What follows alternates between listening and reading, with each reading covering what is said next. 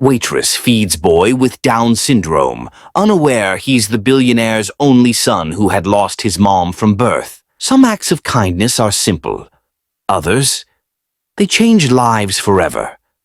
Ava, a hard-working waitress, never expected that feeding a lonely little boy in her cafe would turn her world upside down. She had no idea that Oliver was the only son of Julian Blackwood, a powerful billionaire with a guarded heart, still haunted by the loss of his wife. Julian, used to seeing people treat his son differently, watches in shock as Ava effortlessly connects with Oliver, showing him the warmth he rarely experiences. Intrigued, Julian offers her a job as Oliver's nanny.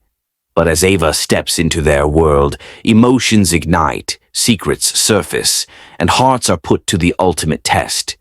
Will love be enough to heal the wounds of the past? Or will the weight of betrayal and loss keep them apart? Stay with us, because this story is about to take you on an unforgettable journey. Welcome back to the channel, my beautiful story family. We spend hours making these videos and hope they reach people worldwide. One of my biggest goals is to share valuable lessons about love, humility, and kindness, so we can make the world a better place. I would love to know where you're watching from. Your engagement and support mean everything. Thank you for being part of this growing community. Now, let's begin. The cafe hummed with the gentle clatter of porcelain and the murmur of well-dressed patrons sipping overpriced lattes. Ava wiped her hands on her apron, the faint scent of roasted coffee clinging to her skin as she scanned the room. Her shift had been long, too long, and her feet ached in her worn-out sneakers, but she kept her smile steady. It was a high-end spot in New York, the kind of place where tips could make or break her month, and she wasn't about to let exhaustion ruin her chance at a decent night. Her eyes landed on a small boy sitting alone at a corner table, his legs dangling off the chair, too short to reach the floor. He couldn't have been more than 6, with a mop of dark hair and a round face that carried a quiet kind of sadness. His clothes screamed money. A tailored jacket, crisp white shirt, tiny leather shoes that probably cost more than her rent. But he wasn't eating. Instead, he twirled a spoon between his fingers, staring at it like it held some secret he couldn't crack. Ava glanced around. No one seemed to be with him. No hovering parent, no nanny in sight. Just this little guy, lost in his own world. She grabbed a fresh glass of water from the counter and made her way over, her steps light but deliberate. "Hey, buddy," she said, setting the glass down and crouching to his level. "Not hungry today?" The boy looked up, his eyes wide and soft, framed by lashes that seemed too long for such a small face. He hesitated, then shook his head, his voice barely above a whisper. "Daddy's busy." Ava tilted her head, glancing at the plate in front of him. Grilled chicken, mashed potatoes, a little pile of steamed carrots, all untouched. It was the kind of meal a kid might love if someone took the time to make it fun. She smiled, resting her elbows on her knees. "Too busy for this masterpiece? Look at these carrots. They're practically begging to be eaten. I bet they'd taste better if they had a friend to share them with." He blinked at her, then gave a tiny smile, the kind that flickered like a candle about to go out. "I don't like carrots." "Oh, a rebel, huh?" Ava grinned, picking up the fork from his plate. "Well, how about the chicken? I hear it's the best in the city. Want me to test it for you?" He nodded, slow and unsure, and she speared a small piece, holding it up with a playful flourish. "Open wide, Captain. Let's see if this passes inspection." He giggled, a soft, unexpected sound, and opened his mouth. She fed him the bite, watching as his face lit up, just for a moment. "Good, right?" she said, leaning in like they were sharing a secret. "I knew you had good taste." Across the room, Julian stood near the hostess stand, his phone pressed to his ear, his voice low and clipped. "No, I don't care what the board says. Push the meeting to tomorrow. I'm not leaving until I'm ready." He ended the call with a sharp tap, his jaw tight, and turned his attention back to the table where his son sat. Except now there was someone else there, a waitress, her caramel skin glowing under the cafe's warm lights, her movements gentle as she knelt beside Oliver. Julian's breath caught. He wasn't used to this. People didn't just approach Oliver. They stared, they whispered, they kept their distance, like his son was a puzzle they didn't want to solve. But this woman? She didn't hesitate. She didn't flinch. She was feeding him, talking to him, her laughter floating across the room like it belonged there. Julian's chest tightened. She has no idea who I am, he thought. She has no idea who he is. He adjusted his tie, the fabric suddenly too tight against his throat, and watched as she coaxed another bite into Oliver's mouth. The boy's shoulders relaxed, his small hands resting on the table instead of fidgeting. Julian couldn't remember the last time he'd seen Oliver look so at ease. Not since. He cut the thought off, shoving it down where it couldn't touch him. Ava stood, brushing her hands on her apron. See? You're a pro at this eating thing. How about we tackle those potatoes next? I'll mash 'em up real good for you. Oliver nodded, more eagerly this time, and she scooped up a bit of the creamy mash, swirling it with the fork. Here comes the airplane, she said, her voice dipping into a playful hum as she guided it toward his mouth. He laughed again, louder now, and Ava felt a warmth bloom in her chest. Poor kid, she thought, stuck here all alone while his dad's off doing who knows what. She didn't notice the man approaching until his shadow fell across the table. She looked up, startled, and found herself staring at a wall of a man, tall, broad-shouldered, dressed in a suit that probably cost more than her car. His face was all sharp angles, dark eyes that seemed to see right through her, and a jawline that could cut glass. He didn't smile, but there was something in his expression she couldn't place. Curiosity, maybe, or suspicion. "Everything okay here?" he asked, his voice deep and smooth, like velvet over steel. Ava straightened, brushing a strand of hair behind her ear. "Oh yeah, we're good. Just keeping this little guy company. You his driver or something?" Julian's brow twitched, the faintest crack in his composure. Driver? He almost laughed, but the sound died in his throat. She didn't know. She really didn't know. "Something like that," he said, his tone dry. "I see he's in good hands." "He's a sweetheart," Ava said, glancing at Oliver with a smile. "Just needed a little nudge to eat. You know how kids are." Julian's gaze flicked to his son, who was now happily munching on the mashed potatoes, then back to Ava. "Not everyone would have bothered," he said, the words heavy with something unspoken. Ava shrugged, unfazed. "It's no trouble. I've got a soft spot for the quiet ones." She paused, studying him for a second. "You sure you're just the driver? You've got that I own the place vibe."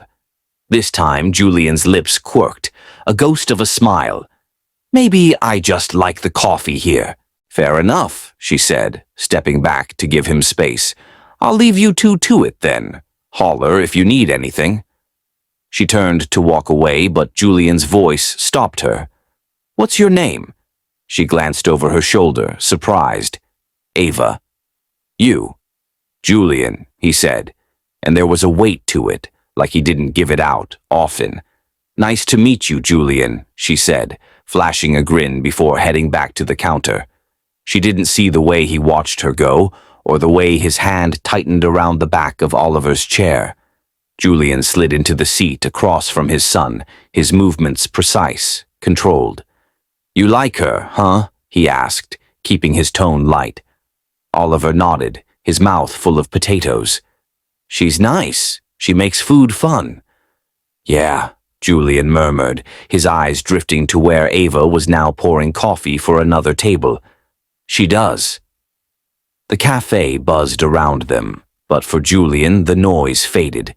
He couldn't shake the image of her kneeling beside Oliver, the way she'd treated him like he was just any other kid. Not a billionaire's son. Not a boy with Down syndrome.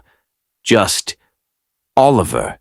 It stirred something in him, something he hadn't felt in years, something dangerous. Back at the counter, Ava leaned against the edge, catching her breath. The guy, Julian, had thrown her off. He wasn't like the usual suits who came in here, all bluster and demands. There was a quiet intensity to him, a wall she couldn't see past. And that kid, Oliver, she'd heard him say, there was more to his story. She could feel it. Why was he alone? Where was his mom? She shook her head, pushing the questions away. None of her business. She had bills to pay, a life to scrape together. She didn't have time for mysteries. But as she glanced back at their table, catching Julian's eyes on her for just a split second before he looked away, she couldn't shake the feeling that this wasn't the last she'd see of them. Something about the way he'd said her name, like he was testing it, holding on to it, left a thread of tension hanging in the air. And Ava, for all her practicality, couldn't help but wonder what lay on the other side of it. The hour stretched on, the cafe filling with the lunchtime rush. Ava darted between tables, balancing trays and dodging impatient customers, but her mind kept drifting back to Oliver. The way his face had lit up when she'd fed him, it stuck with her. She'd seen plenty of kids come through here, spoiled brats with nannies trailing behind, but he was different.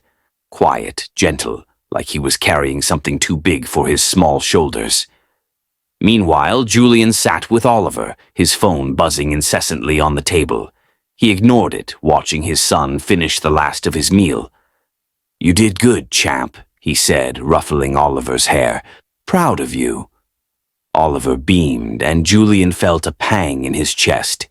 He didn't deserve that smile, not when he'd spent the last 6 years building walls around them both, keeping the world at arm's length.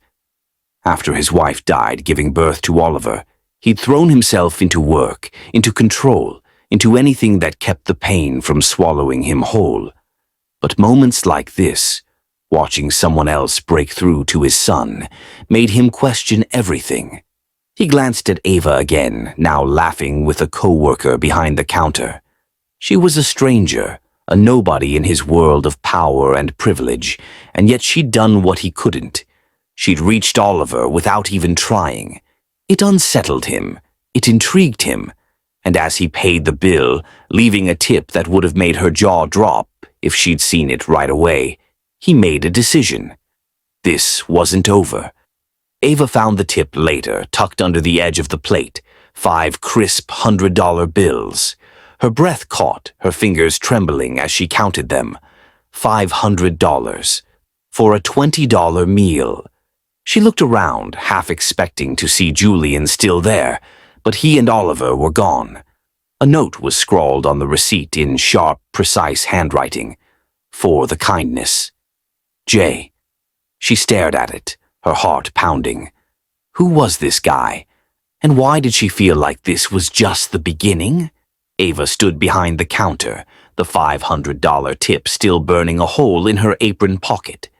The cafe had quieted down, the lunchtime rush fading into a lazy afternoon hum. She couldn't stop replaying the day. Oliver's shy smile, Julian's piercing gaze, that note. For the kindness. It felt like a riddle she couldn't solve, and it gnawed at her as she wiped down the counter one last time before her shift ended. She grabbed her jacket from the back, slipped out into the cool air of the alley behind the cafe, and let the door swing shut behind her. The alley was narrow, lined with overflowing dumpsters and the faint hum of traffic from the street beyond. She pulled her jacket tighter, her breath fogging in the March chill, and started toward the subway. Her mind was still on that tip. $500 could cover her electric bill, maybe even leave enough for a decent meal that didn't come from a microwave. But it wasn't just the money. It was the way Julian had looked at her, like he was sizing her up for something she couldn't see. Footsteps echoed behind her, sharp and deliberate. She tensed, her hand slipping into her pocket where she kept a small can of pepper spray, just in case. She turned, and there he was, Julian. His suit was pristine even in the dim alley light, his hands tucked casually into his pockets like he belonged there. "Didn't mean to startle you," he said, his voice carrying that same velvet over steel edge she'd heard earlier. Ava relaxed her grip on the spray but didn't pull her hand out. "You've got a funny way of showing it. What's this about? Forget something at the table." He stepped closer, just enough to close the gap without crowding her. Number I wanted to talk. About Oliver. Her brows lifted. "The kid? He okay?" "He's fine. Better than fine, actually." "Thanks to you." Julian's eyes locked onto hers, steady and unreadable. "I've never seen him warm up to someone that fast. Not ever." Ava shrugged, brushing it off. "He's a good kid. Just needed a little attention." "It's more than that," Julian said, his tone firm, like he was stating a fact she couldn't argue with. "He trusts you. That doesn't happen often." She laughed, a short, dry sound that bounced off the brick walls. "He trusts me because I fed him. Kids love food. It's not rocket science." Julian didn't smile, but his gaze softened, just a fraction. "You're wrong. It's not about the food. It's about you. The way you handled him. Patient, kind, no judgment. I need someone like that in his life." Ava blinked, the words sinking in slow and heavy. "Wait. What are you saying?" "I'm offering you a job," he said, like it was the most natural thing in the world. "Full-time, taking care of Oliver." She stared at him, her mouth opening then closing again. A job? From some random guy in a suit who'd watched her feed his kid? It sounded like a scam or a dream, or both. "You don't even know me," she said finally, crossing her arms. "I could be a total mess. I could hate kids for all you know." "You don't," he said, his confidence unshaken. "I saw it today, and I'm a good judge of character." "Yeah, well, I'm not so sure about yours." She shifted her weight, studying him. "What's the catch? You some rich guy looking for cheap labor? Because I don't do handouts, and I don't trust anything that sounds this easy." Julian's lips twitched, that ghost of a smile again. "No catch. I pay well, better than this place ever could. Room and board if you want it. You'd be with Oliver day in, day out. He needs someone steady, someone who gets him." Ava's mind raced. The money sounded good, too good. Room and board. That could get her out of her cramped, leaky apartment. But this guy, Julian, he was a stranger. A sharp-dressed, intense stranger who'd tracked her down in an alley after one shift. Every instinct she'd honed on these streets told her to walk away.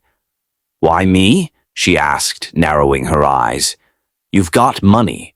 You could hire some fancy nanny with a degree and a resume.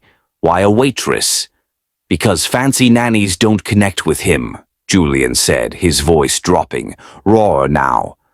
"They try to fix him, or they pity him, or they quit when it gets hard. You didn't do any of that. You just saw him." The words hit her harder than she expected, stirring something she couldn't name. She thought of Oliver's quiet laugh, the way his eyes had brightened when she'd played with him. She thought of her own life, scraping by, no family to lean on, no safety net. This could be a lifeline, but it could also be a trap. "I don't know," she said, shaking her head. "This feels off. Too fast. I need to think about it." "Take your time," Julian said, pulling a card from his pocket and holding it out. "My number's on there. Call me when you decide, but don't wait too long. Oliver doesn't." She took the card, her fingers brushing his for a split second. It was heavy stock, embossed with his name, Julian Voss, and a phone number, nothing else. No title, no company. Just a name that felt like it carried weight she didn't understand. Ava tucked it into her pocket, next to the tip money. If I say yes, it's for him, she said, her voice firm. Not you. I don't care who you are or what you're after.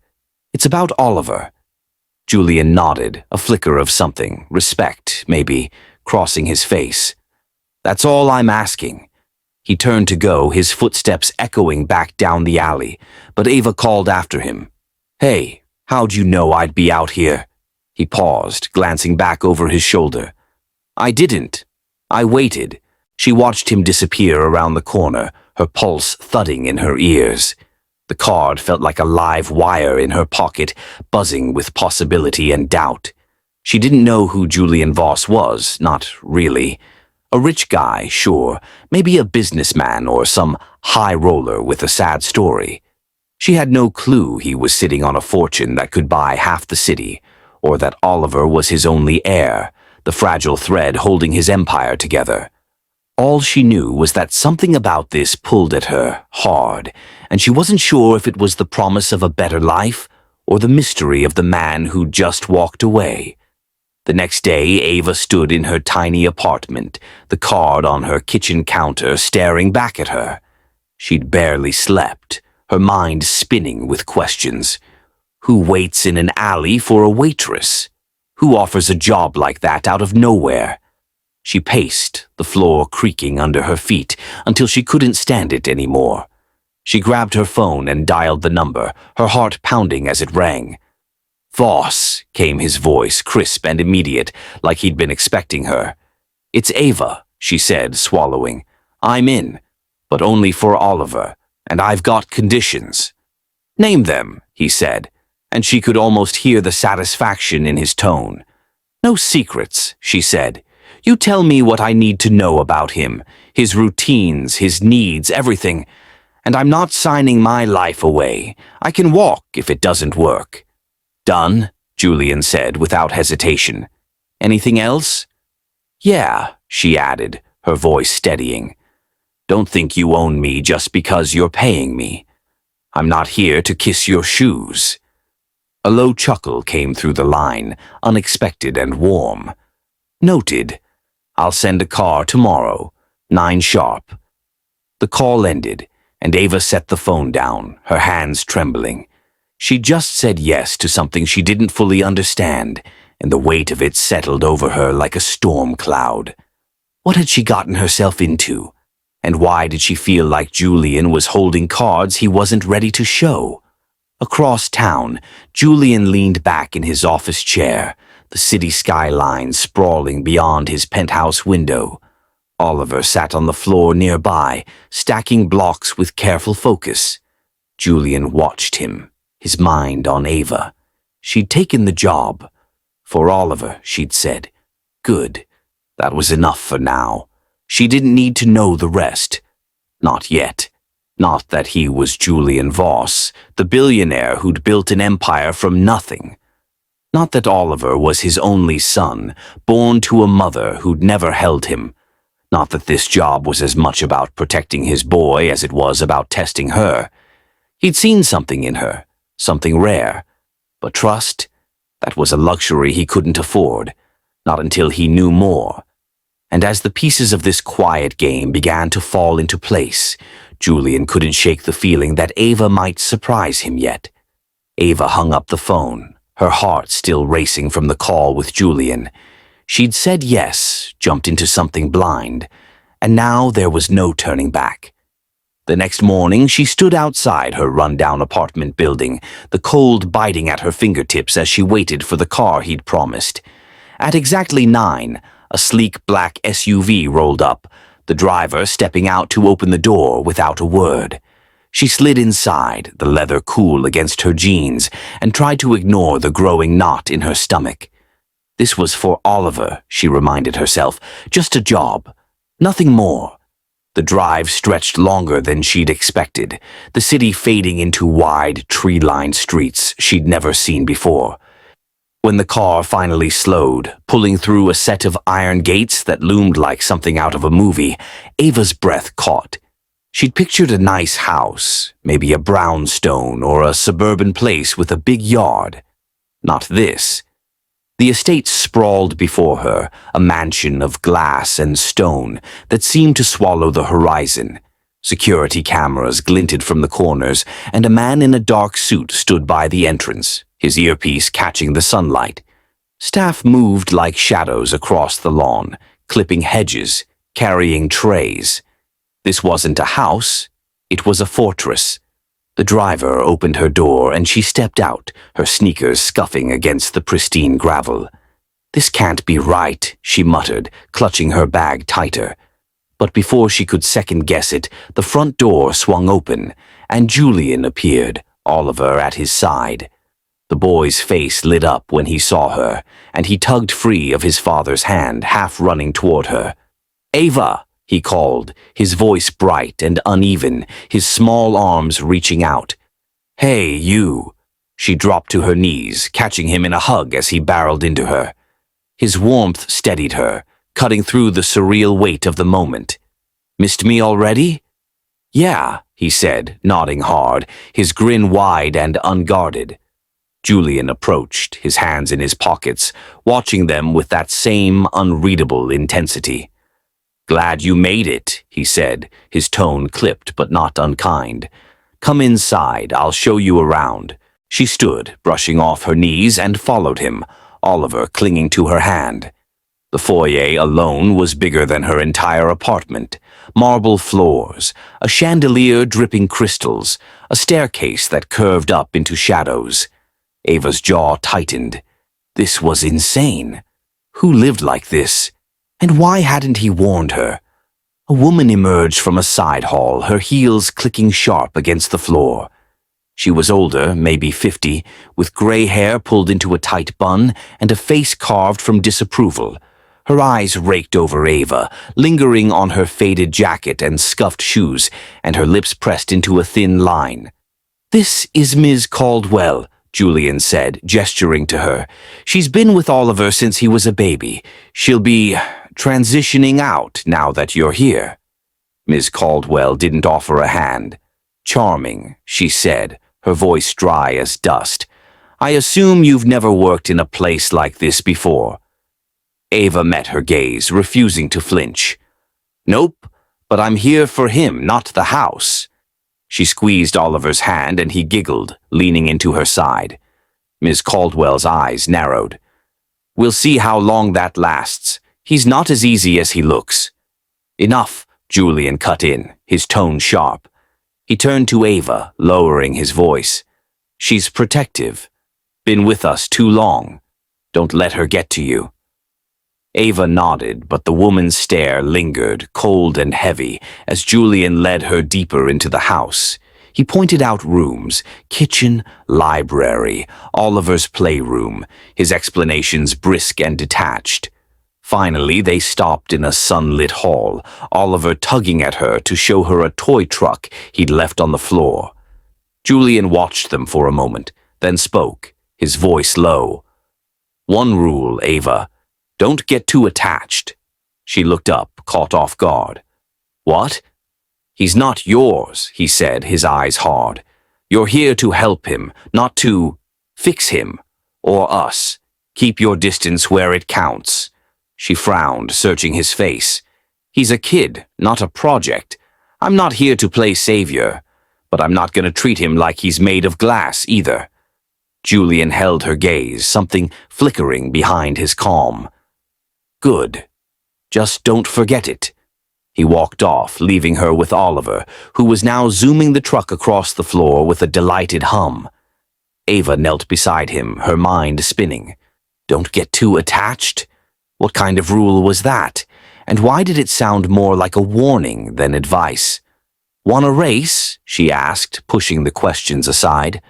Oliver nodded, handing her a second truck, and they sped them across the tiles, his laughter filling the space. She couldn't help but laugh too, the sound easing the tension in her chest.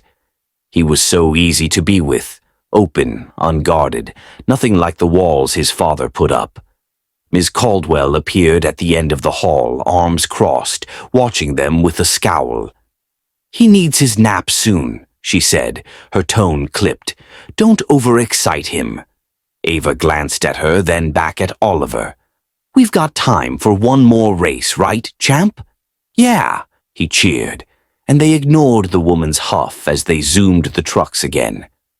Later, Julian found Ava in the kitchen, pouring herself a glass of water. Oliver was napping upstairs, and the house felt too quiet, too big.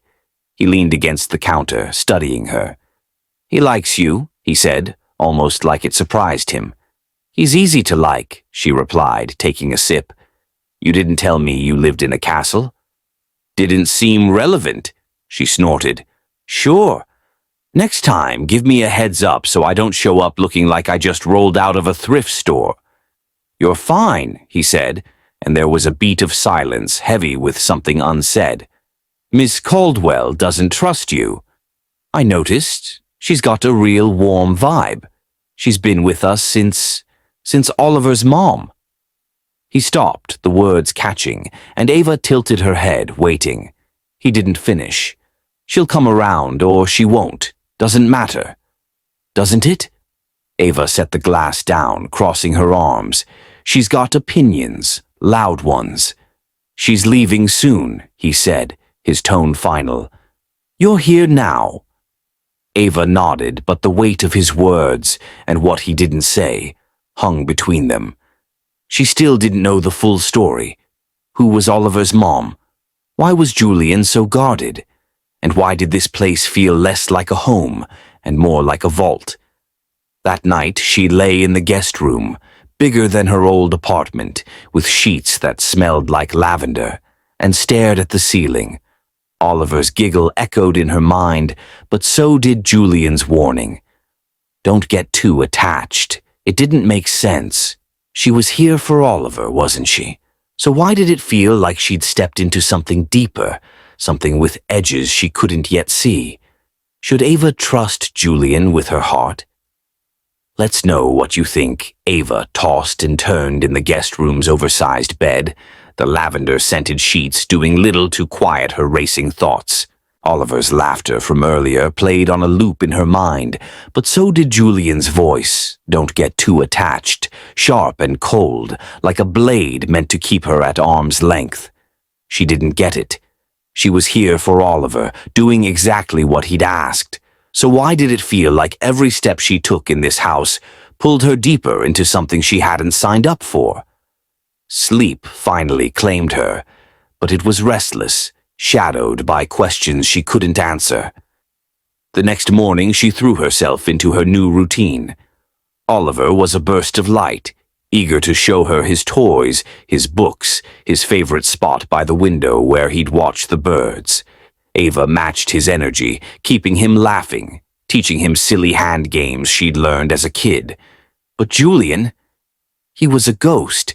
She'd catch glimpses of him, striding through the halls with his phone pressed to his ear, disappearing into his office, his face a mask of focus. When he did speak to her, it was all business, schedules, instructions, clipped updates about Oliver's needs.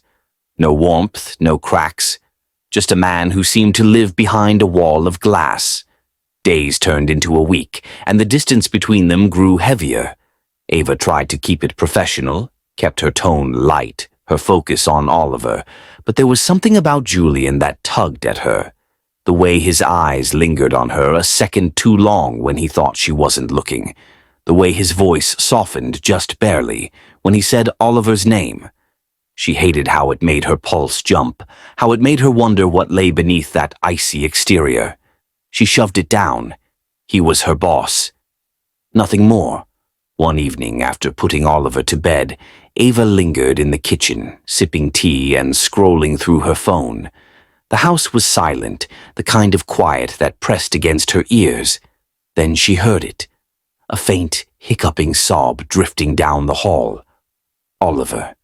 She set her mug down and hurried toward the sound, her sneakers silent on the marble. She found him in his room, curled up on the floor beside his bed, his small body shaking with cries. Julian knelt beside him, his tie loosened, his hands hovering like he didn't know where to put them. "Hey, buddy, it's okay," he was saying, his voice tight, fraying at the edges. "Come on, tell me what's wrong." Oliver just cried harder, his words lost in the sobs, and Julian's frustration flashed across his face, jaw clenched, eyes dark with something raw. Ava didn't hesitate. She stepped in, dropping to her knees beside them. "Hey, little man," she said, her voice soft but steady. "What's going on? Did the monsters under the bed get loud again?" Oliver sniffled, looking up at her with wet eyes. He nodded, his lip trembling, and she scooched closer, wrapping an arm around him. "Well, they picked the wrong night to mess with you. We've got a secret weapon, remember? The monster-chasing song." His sobs slowed, and he leaned into her, his small hand clutching her sleeve. She started humming, a silly tune she'd made up days ago, rocking him gently until his breathing evened out. Julian watched, silent, his hands falling to his sides. Within minutes, Oliver was calm, his head resting against her shoulder, eyes drooping. Ava glanced at Julian, expecting him to say something, but he just stared at her, his expression unreadable. She eased Oliver back into bed, tucking the blanket around him, and stood, brushing her hands on her jeans. "He's okay now," she said quietly. "Just a bad dream." Julian rose too, his movements slow, deliberate. "How do you do that?" he asked, his voice low, almost a whisper. She shrugged, caught off guard by the softness in his tone. "Do what?" "Calm him down, make him feel safe." He looked at her then, really looked at her, and for the first time, she saw something flicker behind his walls, something vulnerable. "Maybe because I don't see him as different," she said, holding his gaze. "I just see a little boy who needs love. That's all he wants, you know. Someone to be there." Julian's jaw tightened, and he looked away, down at Oliver's sleeping form. "I try," he said, so quiet she almost missed it. "But I don't always know how." The admission hung there, fragile and heavy, and Ava felt her chest ache. She wanted to say something, anything, but before she could, his eyes met hers again, and the air shifted. It was electric, unspoken, a pull she couldn't name. Her breath hitched, and she saw it mirrored in him, the way his lips parted slightly, the way he stepped closer without meaning to. She should have stepped back. She didn't. The moment shattered when the front door slammed open downstairs, a sharp voice cutting through the silence. "Julian, where are you? This place is a maze." Ava frowned, glancing toward the hall. Julian's face hardened instantly, the vulnerability gone, replaced by something cold and guarded. "Stay here," he said, brushing past her. She didn't listen. She followed him, lingering at the top of the stairs as he descended into the foyer. A woman stood there, tall, blonde, dripping in designer clothes and confidence. Her heels clicked as she tossed her purse onto a side table, her red lips curling into a pout. "You didn't tell me you'd be holed up here all week," she said, her tone sharp. "I had to hear it from your assistant." "Camille," Julian said, his voice flat. "What are you doing here?" "Camille." Ava's stomach twisted. She didn't know who this woman was, but the way she carried herself, like she owned the place, set Ava's nerves on edge. "I missed you," Camille said, stepping closer to him, her hand brushing his chest. "And I wanted to see how the new project's going.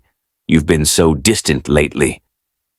Julian didn't move, but his eyes flicked up to where Ava stood, half hidden in the shadows. "It's late," he said, stepping back from Camille's touch. "We'll talk tomorrow." Camille's gaze followed his, landing on Ava. Her smile didn't reach her eyes. "Oh, who's this?" "The help?" Ava bristled, but before she could snap back, Julian cut in. "She's Oliver's nanny. Ava, this is Camille, my fiancée." The word hit Ava like a punch. Fiancé. She stared at him, searching for a crack in his composure, but he gave nothing away. Camille laughed a high, brittle sound. "A nanny? How quaint. Does she know about the little situation upstairs?" "She knows what she needs to," Julian said, his tone ice-cold. "Go to bed, Camille. I'll deal with you later." Camille huffed, grabbing her purse and stalking toward the guest wing, her heels echoing. Ava stayed rooted, her mind reeling. Fiancé. He'd never mentioned a fiancé. And the way Camille had said situation, like Oliver was a problem to be managed, it made Ava's blood boil. She turned to Julian, her voice low. "You didn't tell me you were engaged." "It's not relevant," he said, avoiding her eyes. "Not relevant." She stepped closer, her anger flaring. "I'm living in your house, taking care of your kid, and you've got a fiancé who looks at him like he's a burden. That's pretty damn relevant to me." "She's not."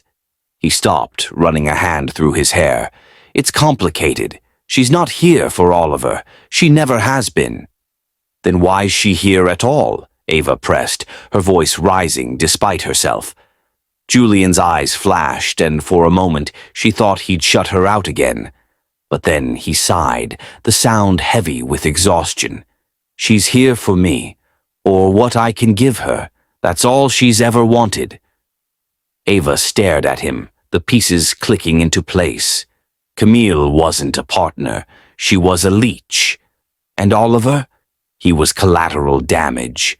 The realization softened her anger, replaced it with something else, something dangerously close to pity, or more.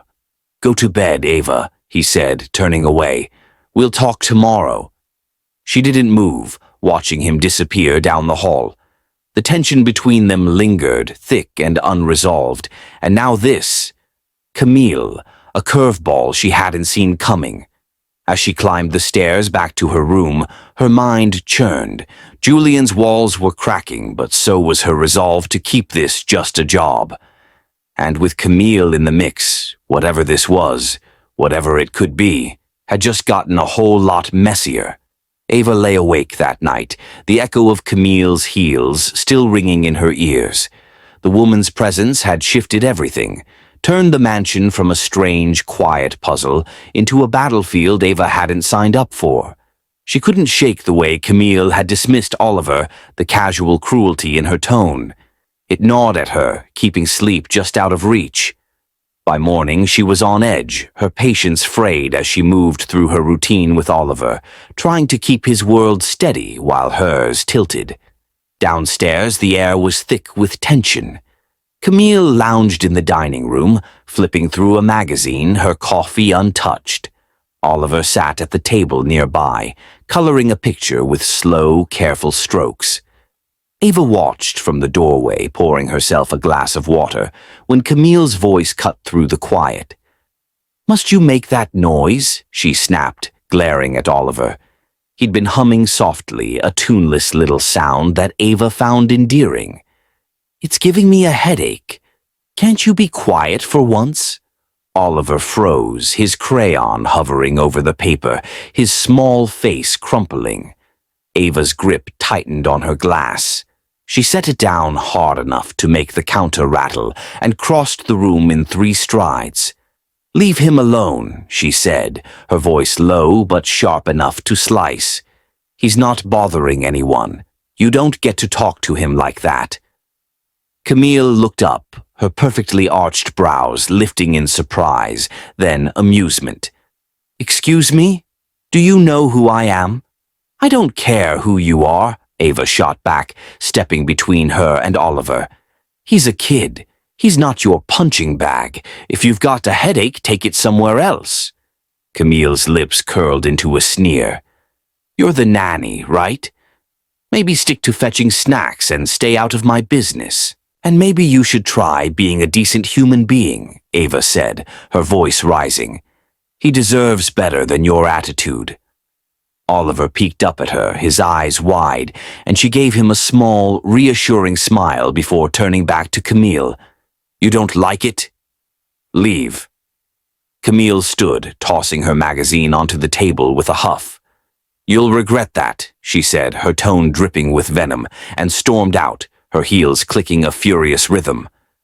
Ava exhaled, kneeling beside Oliver. "You okay, buddy? Don't listen to her, all right? You're perfect just the way you are."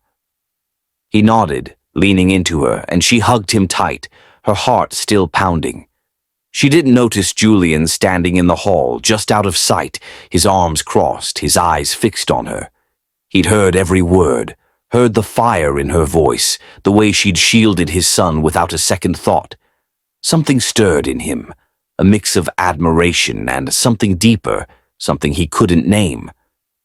That night, Ava slipped outside after Oliver was asleep, needing air to clear her head. The pool glowed under the moonlight, its surface still and glassy, reflecting the stars. She sat on the edge, her feet dangling in the water, her thoughts a tangle of anger and confusion.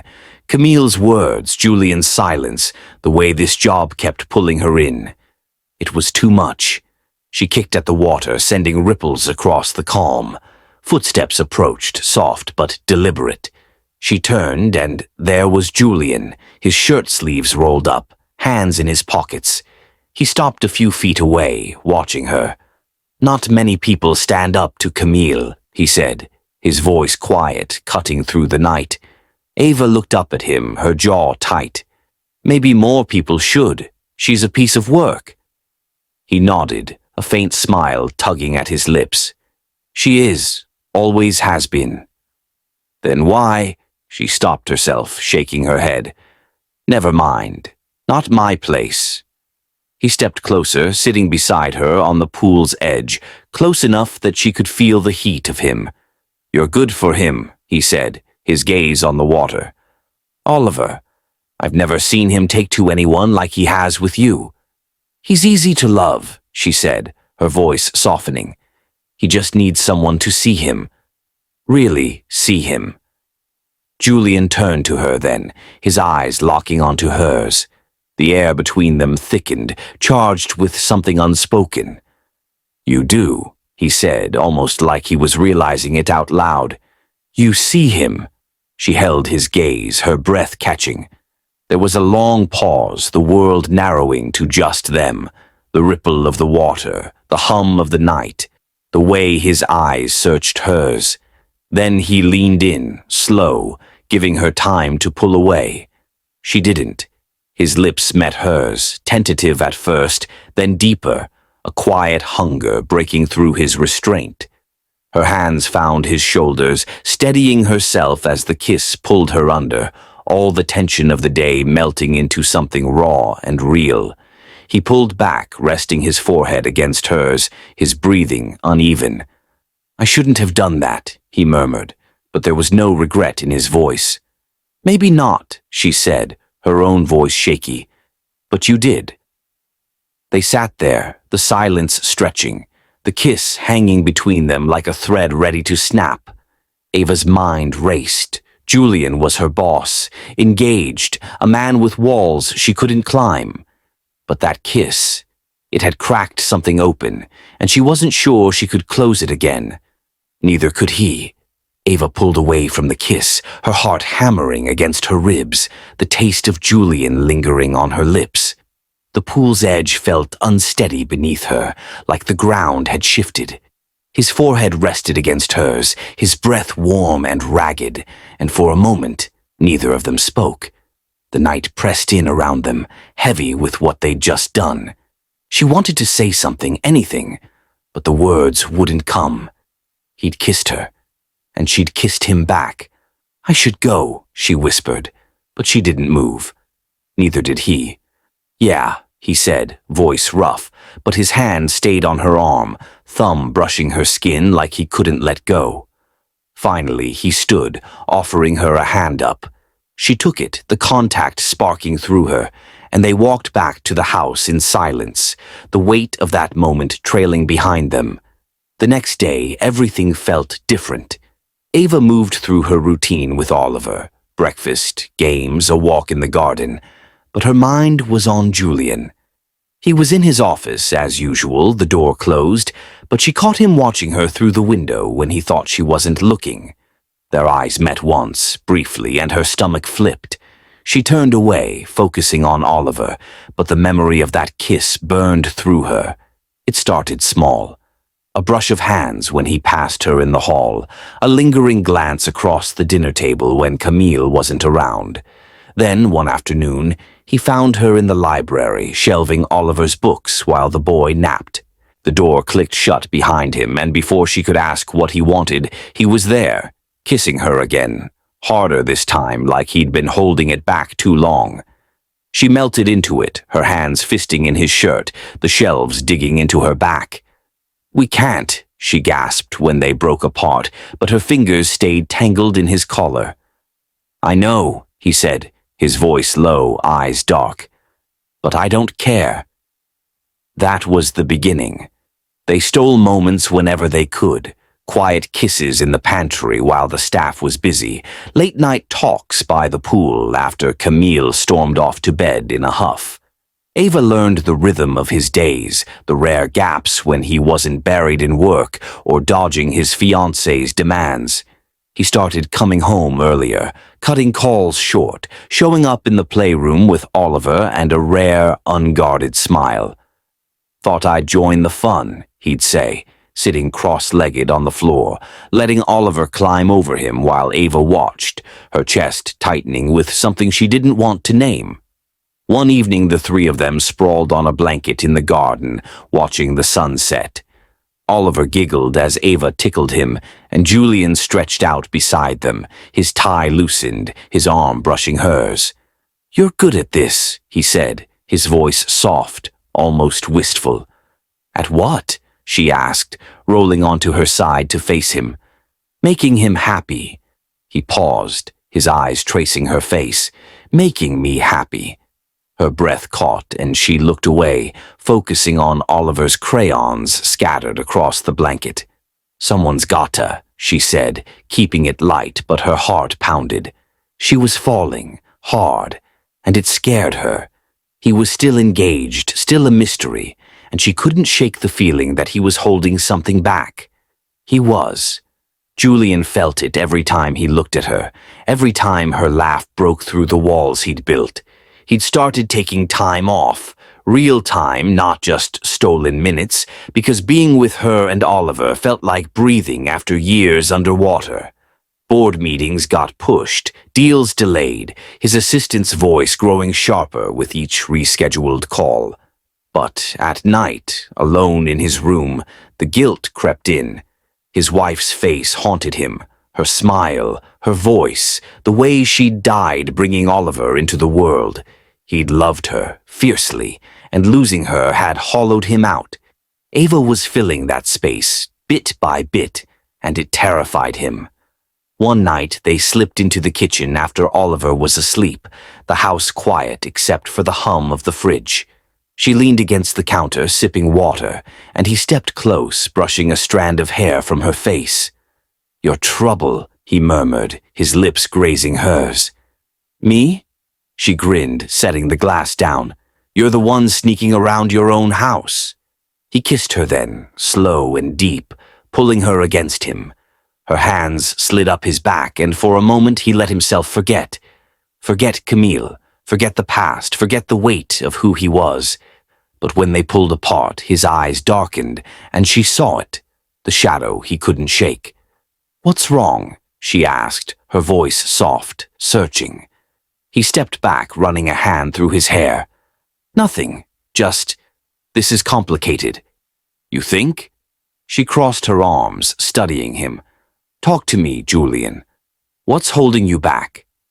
He didn't answer right away, his gaze dropping to the floor. "I lost someone," he said finally, the words rough. "Oliver's mom. She died when he was born. I don't know how to do this again." Ava's chest ached, the pieces clicking into place. "I'm not asking you to forget her," she said, stepping closer. "I'm just asking you to let me in." He looked at her, his walls trembling, and pulled her into another kiss, this one desperate, like he was drowning and she was air. They stayed like that, tangled in the dark, and Ava knew she was in too deep. She loved him, loved them both, and it was a risk she couldn't untake. But Julian, he was still fighting ghosts, and she wasn't sure he'd ever let them go. Ava leaned into Julian's kiss in the kitchen, her hands pressed against his chest, feeling the steady thud of his heart beneath her fingers. The world outside their stolen moments melted away. The mansion, Camille, the secrets they both carried. For a fleeting second it was just them, and she let herself believe it could stay that way. But when he pulled back, his eyes shadowed with that familiar haunt, she felt the crack widen. He was still holding back, still tethered to a past he wouldn't share fully, and it left her teetering on the edge of something she couldn't control. The next day, everything unraveled.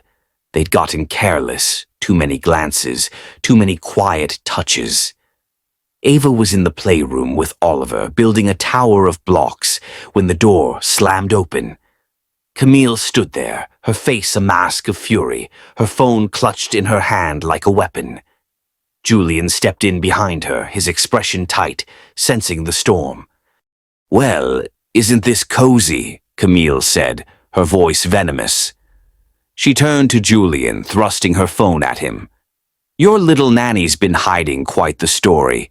Did she tell you she used to sell herself? Because I've got proof."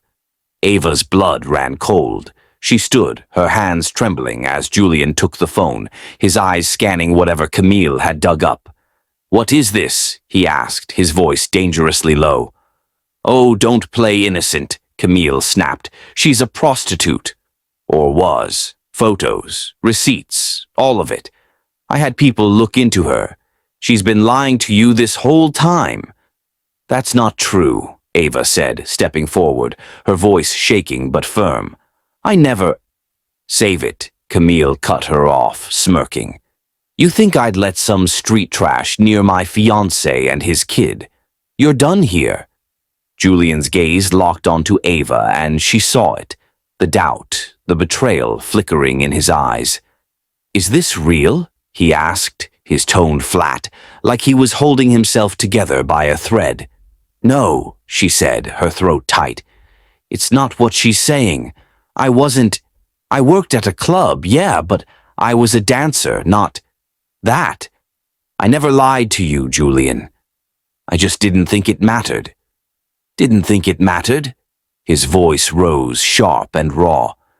"You're in my house with my son, and you didn't think I should know who you really are?" "I am who you know," she shot back, tears burning her eyes.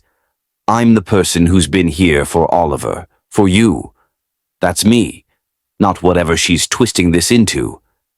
But he wasn't listening. He turned away, running a hand over his face, and the silence that followed was suffocating. Camille crossed her arms, triumphant. "Get her out," she said to Julian. "Now." "You're fired," he said, the words cutting through Ava like glass. He wouldn't look at her. "Pack your things and go." "Julian," she started, but he shook his head, his jaw clenched. "Just leave, Ava." She stood there, stunned, as Oliver tugged at her hand, his small voice breaking through the haze. "Ava, stay?" Her heart shattered. She knelt, pulling him into a hug, her tears falling into his hair. "I've got to go, buddy. But you're gonna be okay, all right?" "I promise." She kissed his forehead, then stood, brushing past Camille without a glance.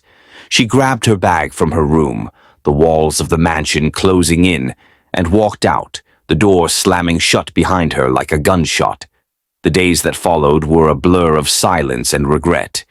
Ava crashed at a friend's place, her savings from the job barely enough to keep her afloat. She replayed it all, Julian's face, Oliver's voice, the way she'd lost everything in a heartbeat. She'd loved them, and it hadn't been enough. Back at the mansion, the fallout was immediate. Oliver stopped eating, pushing his plate away at every meal. He stopped talking too, his bright chatter replaced by a quiet that settled over the house like a fog. Julian watched it happen, helpless, his anger at Ava turning sour with every passing hour. Camille strutted around, smug and victorious, but even she couldn't ignore the way Oliver's light had dimmed. One afternoon, Julian found a drawing on Oliver's floor, crumpled like he'd tried to hide it. Three stick figures, a tall one with dark hair, a smaller one with a smile, and a little one in the middle, holding both their hands. Underneath, in shaky crayon, Oliver had scrawled, "Daddy, Ava, me." Julian's chest caved in. He sank to the floor, the paper trembling in his hands, and saw it all too late. Ava's patience, her warmth, the way she'd brought them both to life. He'd let Camille poison it, let his own fear blind him. That night, Miss Caldwell cornered him in the hall, her face pinched but her eyes sharp. "You're a fool," she said, her voice low. "That girl wasn't what Camille said. I should know. I'm the one Camille paid to dig up the dirt." Julian froze. "What?" "She bribed me," Miss Caldwell admitted, her tone bitter. "Wanted something to ruin her. Ava wasn't a prostitute. She danced at some dive club years ago, that's it. Nothing more. You threw away the best thing that ever happened to that boy, and you over a lie." The truth hit him like a freight train. He'd been wrong, horribly, unforgivably wrong. He didn't wait for more, didn't need to. He grabbed his keys, his coat, and bolted out the door, leaving Camille's protests ringing behind him. Ava was at her friend's apartment, staring blankly at the TV, when the knock came, hard, insistent. She opened the door, and there he was, breathless, his hair a mess, his eyes wild with something she hadn't seen before. "Julian," she said, her voice cracking. "What are you?" "I was wrong," he cut in, stepping closer. "About everything. Camille lied.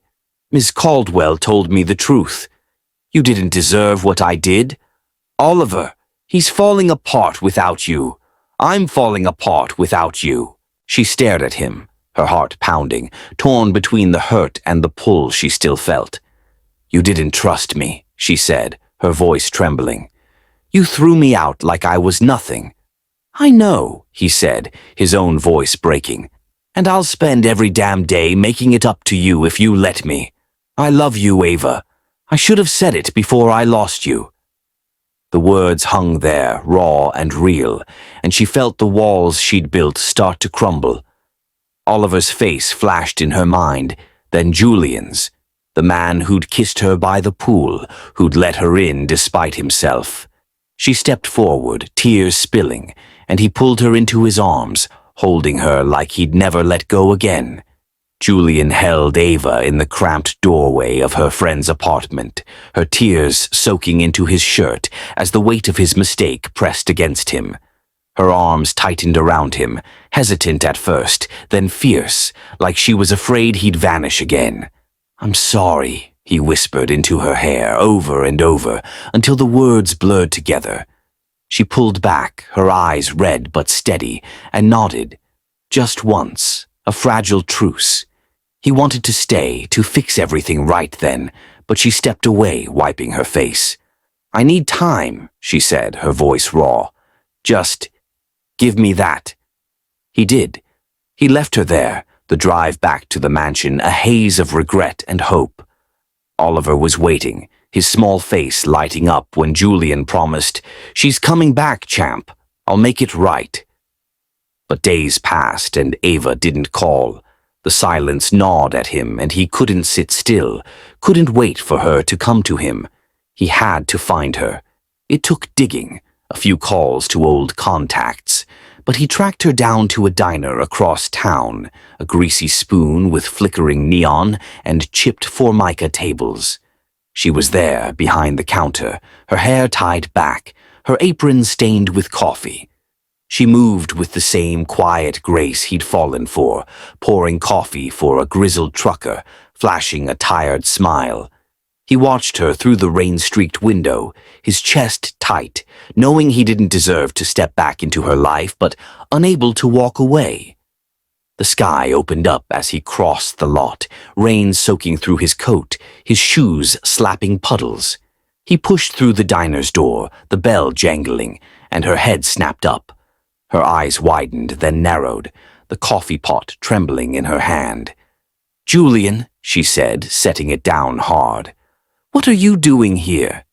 He stepped closer, dripping onto the linoleum, ignoring the stares from the handful of late-night patrons.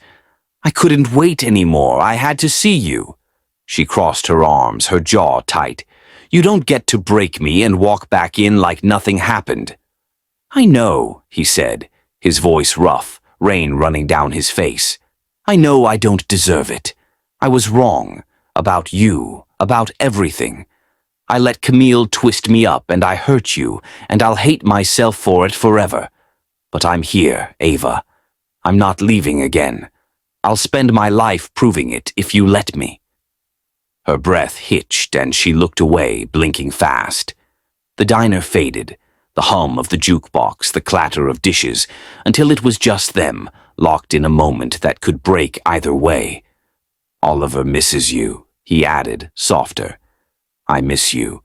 We're not whole without you. She swallowed, her resolve cracking, and stepped around the counter. You're an idiot, she said, her voice trembling, but there was a flicker of something warm in it. A soaked, stubborn idiot. Yeah, he said, a faint smile breaking through. But I'm yours. The rain pounded harder outside as she closed the gap, grabbing his wet collar and pulling him into a kiss. Fierce, desperate, tasting of coffee and salt. He wrapped his arms around her, lifting her against him, the cold of his soaked clothes seeping into her warmth. She didn't care, neither did he. Shifts over in 10, she murmured against his lips. Take me home. He drove her to her friend's place, the car a cocoon of heat and tension, their hands tangled on the seat between them. The rain hammered the roof as they stumbled inside, shedding wet clothes in a trail from the door to the bedroom. She laughed, a shaky, real sound, as he tripped over his shoes, and he caught her waist, pulling her down onto the bed. Their kisses deepened, slow and hungry, hands mapping skin they'd only dreamed of touching fully. He traced the curve of her shoulder, her breath catching as his lips followed. I love you, he said, the words spilling out between kisses, raw and unguarded. She arched into him, her fingers digging into his back, whispering it back. I love you too. And it was like a dam breaking. The night stretched, their bodies moving together in a rhythm that felt inevitable, passionate, tender, a reclaiming of everything they'd almost lost. She clung to him, her gasps filling the dark, and he held her like she was the only thing keeping him anchored. When they finally stilled, tangled in sheets and each other, the rain had softened to a murmur outside. He brushed her hair from her face, his thumb lingering on her cheek. I'm not letting you go again, he said, his voice steady now, a vow. She smiled, soft and sure, pressing her lips to his palm. Good. Because I'm not running this time. Ava woke in the dim light of her friend's apartment. Julian's arm draped across her waist, his steady breathing a quiet rhythm against her back. The rain had stopped, leaving the world outside soft and new. She traced his hand with her fingertips, the memory of their night together, raw, unguarded, complete, settling into her bones. He stirred, pulling her closer, his lips brushing her shoulder. Morning, he murmured, voice rough with sleep. Morning, she replied, turning to face him, her smile small but real. They lingered there, wrapped in each other, until reality crept in. Oliver, the mansion, the life they'd left dangling. We should go back, she said, though part of her wanted to stay in this bubble forever. He nodded, kissing her forehead. Yeah, he needs you. We both do. They dressed in silence, the weight of what came next, pressing down but not breaking them.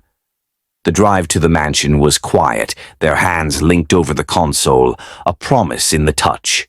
When they arrived, Oliver was at the door, his face lighting up as he bolted toward her, arms wide. Ava! He cried, crashing into her legs. She scooped him up, hugging him tight, her throat burning with relief. I missed you, buddy, she said, kissing his cheek. Julian watched, his eyes soft, and she knew. They were piecing it back together, one fragile step at a time. Weeks passed and they fell into a new rhythm. Camille was gone. Julian had ended it, cold and final, the day after he'd found Ava. The mansion felt lighter without her shadow, filled instead with Oliver's laughter and the quiet moments Ava and Julian stole when the staff wasn't looking. He worked less, stayed home more, his walls crumbling with every night they spent, tangled in each other's arms. Ava let herself believe in it, this family they were building, this love that had survived the wreckage. Then, one crisp afternoon, Julian pulled her aside, his hands fidgeting in a way she hadn't seen before. "I've got a surprise," he said, a nervous edge to his voice. "Get in the car." She raised a brow, glancing at Oliver, who giggled behind his hand like he was in on it. "What's going on?" "Just trust me," Julian said, his smile crooked but warm. They drove into the city, the streets familiar yet charged with something she couldn't place. When they pulled up to the cafe, the same cozy high-end spot where she'd first fed Oliver, where it all began, her heart skipped. "Why here?" she asked, stepping out, Oliver bouncing beside her. Julian didn't answer, just took her hand and led her inside. The place was quiet, the tables cleared except for one in the corner. Their table, the one where she'd knelt beside Oliver all those months ago. A small velvet box sat there, unassuming but unmistakable. Her breath caught. He turned to her, his eyes steady, and dropped to one knee. Oliver clapped his hands, grinning wide as Julian opened the box, a simple, stunning ring glinting in the soft light. "Ava," he started, his voice thick, "you changed my life. You walked in here, saw us, really saw us, when no one else did. You gave me back my son, gave me back myself. I don't want a day without you. Will you marry me?" She stared at him, tears welling, her hand trembling as she covered her mouth. The cafe blurred around her, the clink of cups, the hum of voices, until it was just him, just them. "Yes," she said, the word breaking free, teary and sure. "Yes," Oliver cheered, barreling into her arms as Julian slid the ring onto her finger, standing to pull her into a kiss, deep, fierce, a seal on everything they'd fought for. The few patrons clapped, a soft ripple of sound, but Ava barely heard it. She was lost in him, in Oliver's tight hug, in the family they'd become. Months later, they stood in a small garden ceremony, Oliver in a tiny suit, beaming as he carried the rings, Ava in a dress that flowed like sunlight, Julian waiting for her with a look that said he'd never let go again. They vowed to love, to hold, to heal, and when they kissed, the world felt right. Life settled into something beautiful. Julian scaled back his empire, trading boardrooms for mornings with Oliver and nights with Ava. She quit the diner, took up painting, bright, messy canvases that filled their home with color. Oliver thrived, his laughter a constant thread weaving them together. They weren't perfect. There were fights, doubts, days when the past crept in, but they faced it all, hand in hand, proving that love, battered and bruised as it could be, always found a way. Thank you for watching this incredible story. If this touched your heart, please like, share, and subscribe for more. Let's continue spreading love and kindness.